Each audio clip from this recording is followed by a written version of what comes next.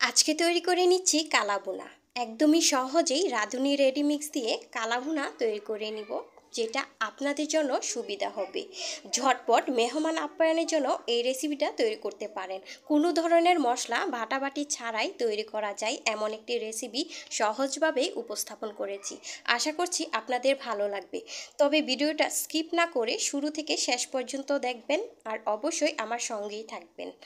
চলে যাচ্ছি রেসিপিতে। হ্যালো এভরিওয়ান, আসসালামু আলাইকুম। আপনারা দেখছেন অনিস কিচেন থেকে। আজকে পর্বে তৈরি করে দেখাচ্ছি কিভাবে করে রাঁধুনি রেডিমিক্স দিয়ে গরুর মাংসর কালাভুনা তৈরি করতে হয় ঝটপট। তো এখানে রয়েছে রাঁধুনি রেডিমিক্স মশলা। এরপর প্যাকেটটাকে খুলে আমি প্যাকেট দুটোকে বের করে নিয়েছি। এটা ছোট প্যাকেট আর এটা রয়েছে বড় প্যাকেট। এর মধ্যে রয়েছে মশলাগুলো আর এর মধ্যে রয়েছে গরম মশলা। আর এদিকে আমি নিয়েছি গরুর মাংসগুলো ঠিক এরকম বড় সাইজের করে নিয়েছি। এর থেকে ছোটো করবেন না, তাহলে এটা রান্নার পরে আরও ছোটো হয়ে যায়। আমি এখানে 1.5 কেজি মাংস নিয়েছি। আপনারা চাইলে গরুর মাংস বদলে খাসির মাংস দিয়েও তৈরি করতে পারেন। খুব ভালো করে ধুয়ে পরিষ্কার করে নিয়েছি, একদমই পানি নেই। মাংসের সঙ্গে একটু চেষ্টা করবেন তেল সহ নিতে, তাহলে কিন্তু এই কালাভুনাটা খেতে অনেক বেশি ভালো লাগে। আর আমি সঙ্গে নিয়েছি একটা নলি। দিয়ে দিচ্ছি রেডিমিক্স মশলা। এর মধ্যে বড় প্যাকেটের মশলাটা আমি পুরোটা দিব না, কি অর্ধেকটা দিব, বেশি অর্ধেকটা। কারণ এই পুরো মাংসটার জন্য আপনার লাগবে হচ্ছে 2 কেজি মাংসর 1 প্যাকেট। যেহেতু আমার এখানে মাংস 1.5 কেজি, তাই আমি কিছুটা রেখে দিচ্ছি। দিয়ে দিচ্ছি পেঁয়াজ বেরেস্তা 1 বাটি। আপনারা চাইলে এটা কাঁচাও দিতে পারেন, তবে পেঁয়াজ বেরেস্তা দিলে এটা টেস্ট আর কালারটা অনেক বেশি ভালো আসে। দিচ্ছি একটি রসুন, আমি বেরেস্তা করে নিয়েছি। এটা চাইলে অপশনাল, বাট আমার কাছে ভালো লাগে এটা দিলে। দিয়ে দিচ্ছি আদা বাটা। এখানে 2 চা চামচ আদা বাটা নিয়েছি। দিয়ে দিচ্ছি লবণ উঁচু করে 1 চা চামচ। দিয়ে দিচ্ছি তেল। মূলত সরিষার তেল দিয়ে এই রান্নাটা করতে হয়। আমি সরিষার তেল দিয়ে পেঁয়াজ আর রসুনগুলো বেরেস্তা করেছিলাম, এখন ওই তেলটাই আমি এখানে ব্যবহার করেছি। সাথে অ্যাড করে দিচ্ছি সয়া সস। এখানে সয়া সস রয়েছে 2 টেবিল চামচ। দিয়ে দিচ্ছি সস। আমি সস নিয়েছি 1/4 কাপ। সবগুলো মশলা খুব ভালো করে মাংসের সাথে ম্যারিনেট করে নিতে হবে। অবশ্যই হাত দিয়ে করার চেষ্টা করবেন, তাহলে কিন্তু মাংসের সঙ্গে মশলাগুলো খুব সুন্দরভাবে ঢুকে যাবে। করে মাংসের সঙ্গে ম্যারিনেট করে নিয়েছি। এখন আমি দিয়ে দিচ্ছি পানি প্রয়োজন মতো। পরিমাণ মতো পানি দিয়ে তারপরে চুলায় বসিয়ে দিচ্ছি। খুব বেশি দেওয়া যাবে না, পানি এরকম দিতে হবে যে মাংসটা মশলার উপরে ভেসে ভেসে আছে। একটা চুলায় বসিয়ে হাই হিটে ঢাকনা দিয়ে ঢেকে আমি রান্না করে নিব। যখন মাংসটা বলক চলে আসবে, এরপর এটাকে খুব ভালো করে নাড়াচাড়া করে দিতে হবে।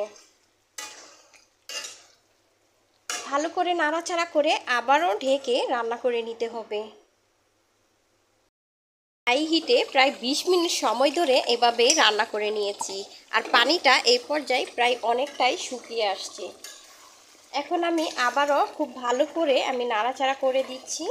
এরপরে ঢেকে আবারও আমি 15-20 মিনিটের মতো রান্না করে নেব। এভাবে করে আমি 20 মিনিট রান্না করে নিয়েছি মাঝারি আঁচে। কিছুক্ষণ পর পরই অবশ্যই নাড়াচাড়া করে দিতে হবে, নয়তো লেগে যাবে। এখন যখন দেখবেন যে এরকম পানি শুকিয়ে গিয়েছে আর এটা লেগে লেগে যাচ্ছে, এই পর্যায়ে দিয়ে দিতে হবে ফুটন্ত গরম পানি। যেহেতু মাংসের পিসগুলো একটু বড় বড় করে নেওয়া হয়েছে, সেই ক্ষেত্রে মাংসটা সিদ্ধ হতে বেশ সময় লাগবে। তাই এভাবে করে প্রথমে কিছুটা পানি দিয়ে যদি কষিয়ে নেওয়া হয়, তাহলে খুব ভালো হয়। এরপরে ঝুল দিয়ে এভাবে করে আবারও রান্না করে নিতে হবে হাই হিটে। এখন আমি ঢাকনা দিয়ে ঢেকে হাই হিটে আমি রান্না করে নিচ্ছি আরও কিছুক্ষণ।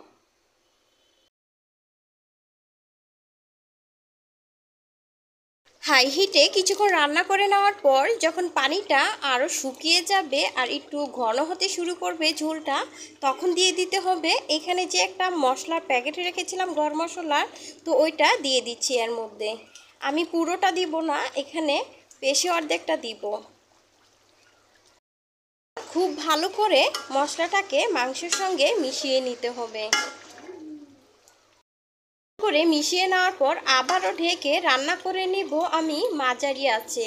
এই পর্যায়ে জালটা কমিয়ে দিতে হবে, নয়তো নিচে লেগে যেতে পারে। এভাবে রান্না করার পর দেখা যাচ্ছে যে পানিটা শুকিয়ে গিয়েছে আর এরকম কালার হতে শুরু করে দিয়েছে আর তেলটাও কি সুন্দর ভেসে আসছে। নামানোর আগ দিয়া পেঁয়াজ আর রসুন দিয়ে এটাকে বাগার দিতে হবে। এখন খুব ভালো করে মিশিয়ে নিতে হবে।